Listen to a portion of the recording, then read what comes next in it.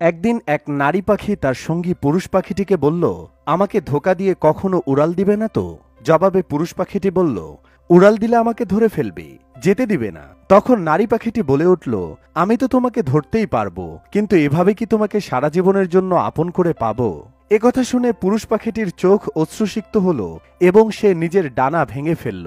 তারপর বলল, এখন থেকে আমরা চিরকাল একসাথেই থাকব। একদিন ভয়ানক এক ঝড় এলো আর নারী পাখিটি নিরাপদ স্থানের উদ্দেশ্যে উঠতে শুরু করলো। তা দেখে পুরুষ পাখিটি বলল, তুমি চলে যাও, আমি উঠতে পারবো না।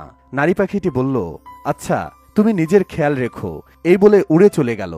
ঝড় থামার পর নারী পাখিটি ফিরে এলো এবং দেখতে পেল তার সঙ্গী মরে পড়ে আছে, আর তার পাশে গাছের ডালে পাতায় লেখা রয়েছে, যদি সে একবারের জন্য বলতো আমি তোমাকে ছেড়ে যাব না, তাহলে আমি ঝড় আসার আগেই মরে যেতাম না।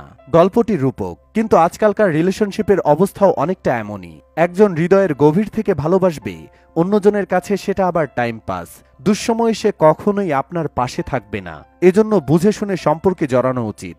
বাহ্যিক সৌন্দর্যের চেয়ে মনের সৌন্দর্যকেই গুরুত্ব দিন।